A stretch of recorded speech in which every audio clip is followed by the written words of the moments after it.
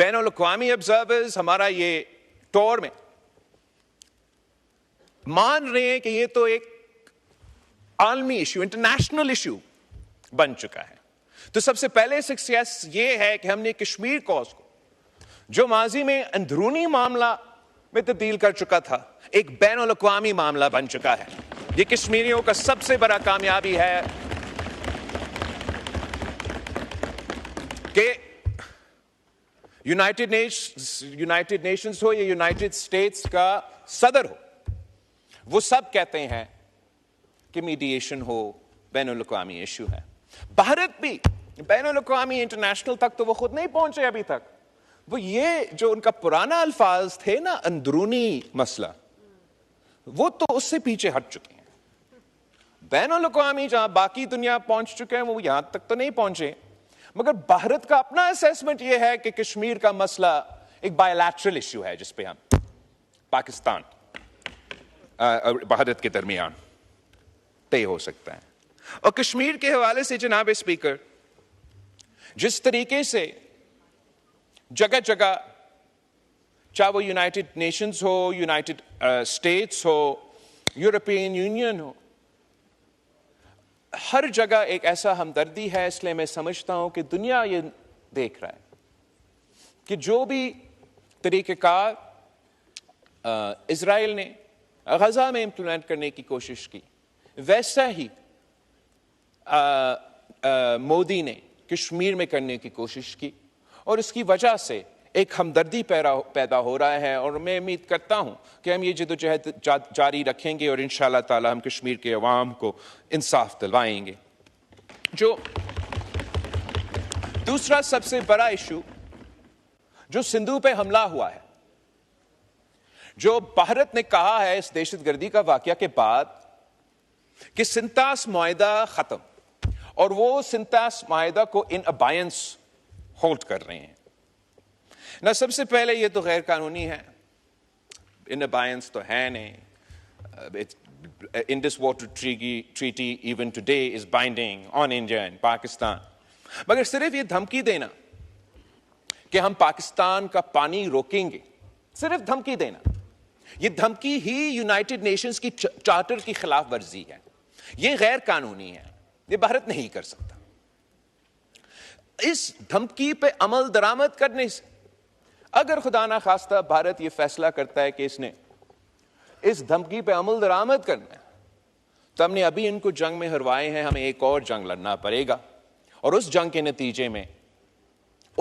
नतीजे में फिर जो 3 दरिया आज भारत के पास है और 3 दरिया पाकिस्तान के पास है, अगर वो हमारे 3 दरिया पे डैम बनाने की कोशिश करते हैं, तो हमें फिर जंग लड़ना पड़ेगा। जनाब स्पीकर, वजीर आजम ने पहले से कह दिया है, नेशनल सिक्योरिटी कमेटी ने पहले से कह दिया है कि अगर इन पे अमल दरामद होता है तो हमें जंग लड़ना पड़ेगा। तो हम इंशाअल्लाह ताला एक तो जंग नहीं लड़ना पड़ेंगे, लेकिन अगर वो मजबूर होते हैं और उनको जंग का अगर हमें जंग लड़ना पड़ेगा, तो फिर हम डिसरप्ट ना करें। हम जानते हैं कि हमारा एयरफोर्स, हमारे अफवाज जैसे अभी इनको इबरतनाक शिकस्त दिलवाए, अगले आने वाले जंग में भी उस पोजीशन में है कि हम इनको इबरतनाक शिकस्त दिलवाएं। तो भारत के सामने 2 ऑप्शंस है जनाब स्पीकर, 2 ऑप्शन। या भारत, देखिए ये पहले भारत से फंडिंग लेते थे और इसलिए आज भी चीख रहे हैं।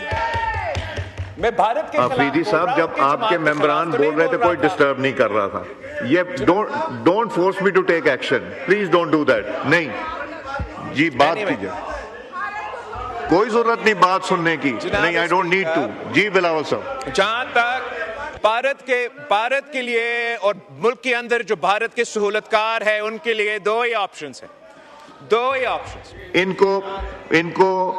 इन्होंने फाटा पे बात नहीं, मैं नहीं बात करने दूं। इनको फाटा पे बात करनी थी, मैंने करने दी। 1 दफा 2 दफा इन्होंने कहा एप्लीकेशन लिख के देनी, फाइनेंस मिनिस्टर साहब से मीटिंग इनकी अरेंज करा दी।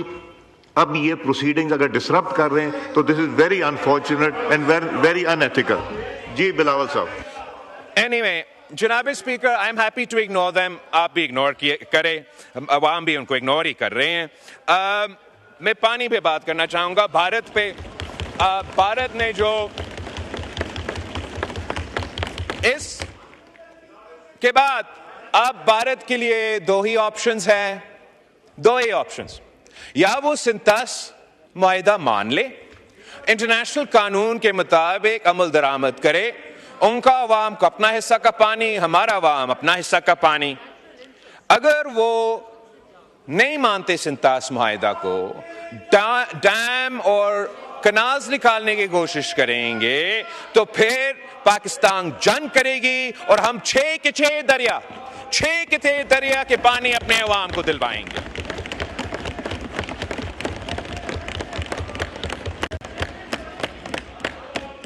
तीसरा इश्यू जनाब स्पीकर, वो दहशतगर्दी का इश्यू है।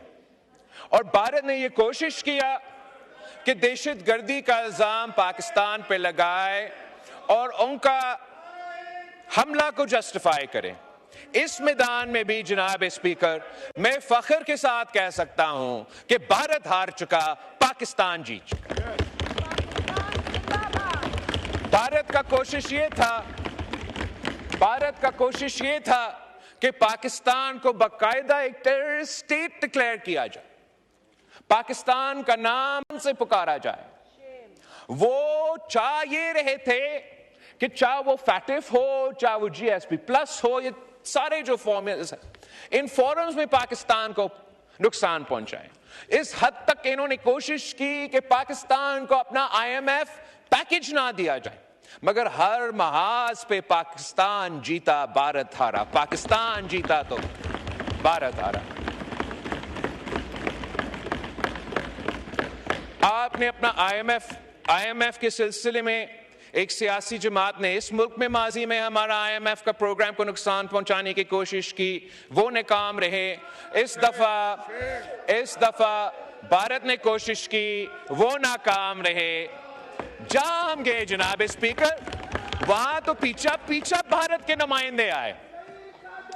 तो जब हम यूनाइटेड नेशंस में थे और हमने यूनाइटेड नेशंस के फोरम पे पाकिस्तान की आवाज उठाए और हमारा दहशतगर्दी के हवाले से मौक़िफ़ भी प्रेजेंट किया, भारत का भी पूरा कोशिश था कि उनका मौक़िफ़ प्रेजेंट किया जाए और पाकिस्तान को UN में वो साबित करे कि हम दहशतगर्द ममालिक हैं। मगर मैं सलाम पेश करना चाह रहा हूं पाकिस्तान का फॉरेन ऑफिस को, पाकिस्तान के सफीरों को, कि हमारा वहां निकलने के बाद जैसे ही पाकिस्तान और भारत का डेलीगेशंस न्यूयॉर्क से रवाना हो गए, तो पीछे क्या हुआ? यूनाइटेड नेशंस ने यह फैसला कर लिया कि जो भी कमिटीज यूनाइटेड नेशंस में हैं, जो दहशतगर्दी को देखते हैं, जो तालिबान को देखते हैं,